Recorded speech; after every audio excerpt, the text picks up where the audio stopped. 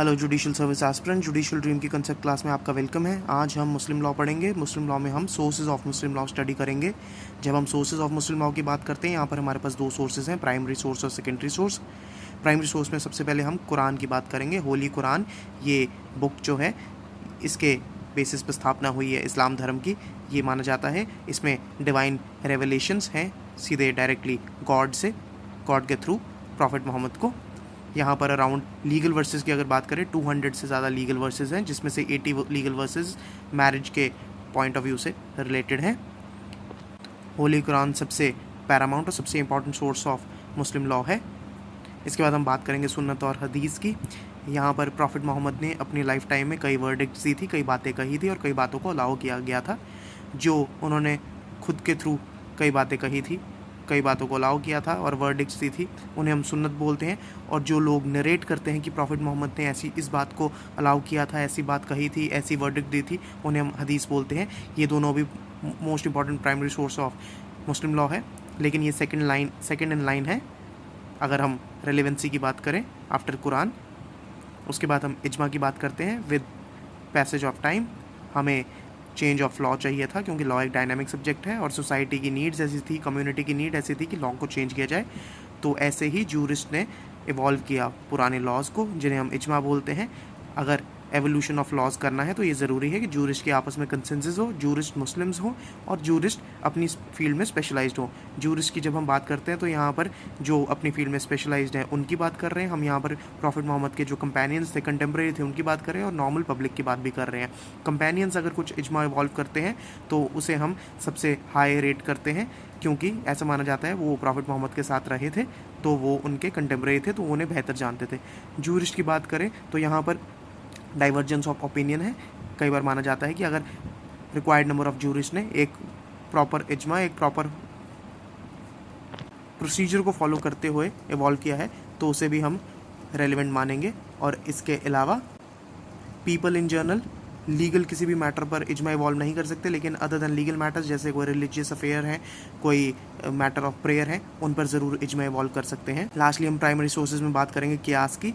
कई बार होली कुरान, हदीस और सुन्नत किसी टॉपिक पर बिल्कुल साइलेंट है, तो वहाँ पर ऑल्दो हम बिल्कुल उनके अगेंस्ट नहीं जा सकते, तो हम उन्हीं से रैशनल, उन्हीं से बेसिस ड्रॉ करते हैं ऐसे किसी सब्जेक्ट मैटर पर क्या सॉल्यूशन हो सकता है उसके लिए। तो ऐसे डिडक्शन ऑफ रूल्स को from by drawing N analogy from the Holi Quran या फिर हदीस और सुन्नत, उन्हें हम कियास बोलते हैं। इसके बाद हम बात करेंगे सेकेंडरी सोर्सेज की। यहाँ पर हमारा फर्स्ट सेकेंडरी सोर्स है कस्टम, जिन्हें उर्फ भी बोलते हैं। इन्हें फॉर्मली रिकग्नाइज नहीं करते हम मुस्लिम लॉ में, लेकिन ओकेजनली इन्हें कभी कभी रिकग्नाइज किया जाता है, प्रोवाइडेड अगेन कि ये प्रेवलेंट हो उस एरिया, उस कंट्री में, काफ़ी मेजॉरिटी टेरिटरी में उस कंट्री की, और ये इमेमोरियल हो। ज़रूरी नहीं है कि ये प्रॉफिट मोहम्मद के टाइम से हो, लेकिन काफ़ी पुराने हो, एंशिएंट होने चाहिए और नॉट अगेंस्ट पब्लिक पॉलिसी होनी चाहिए ये, तभी इन्हें सोर्स ऑफ मुस्लिम लॉ माना जाएगा। इसके बाद जुडिशियल डिसीजन, हम जानते हैं जजेस लॉ बनाते नहीं हैं लेकिन इंटरप्रेट करते हैं, और ऐसे जो डिसीजंस वो देते हैं वो प्रेसिडेंट बन जाते हैं और नेक्स्ट केसेस में बाइंडिंग होते हैं। यहाँ पर हम privy council, high court, supreme court के जुडिशियल डिसीजंस की बात कर रहे हैं। ये भी एक सोर्स ऑफ मुस्लिम लॉ है, हालांकि ये secondary source of Muslim law ही है। वैसे ही अगर कोई सब्जेक्ट मैटर ऐसा है, कोई पर्टिकुलर सिचुएशन ऐसी है जहाँ पर एनालॉजीज ड्रॉ करने से भी काम नहीं चलेगा, तो वहाँ पर जजेस डिसाइड कर सकते हैं कोई भी matter justice, equity and good conscious के बेसिस पर। तो ये भी एक तरह से हमारा secondary source of Muslim law बनता है। लास्टली हमारे पास पार्लियामेंट के द्वारा लेजिस्लेशंस हैं जो इंडिया में हर मुस्लिम पर लगती हैं, जैसे कि Shariat act 1937, dissolution of Muslim marriage act 1939 और अन्य कई लॉ, ये भी हमारे पास secondary source of Muslim law में आते हैं।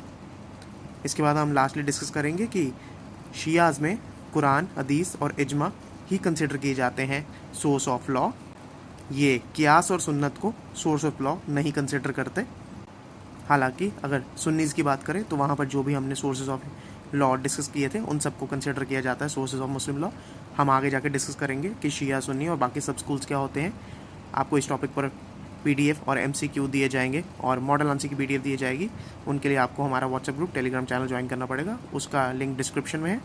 और वीकली मैगजीन में हमारी मॉडल आंसर की PDF आएगी। हमारी MPGS की मॉडल टेस्ट सीरीज़ स्टार्ट हो चुकी है। नेक्स्ट टेस्ट आपका 5 अक्टूबर को है एविडेंस का।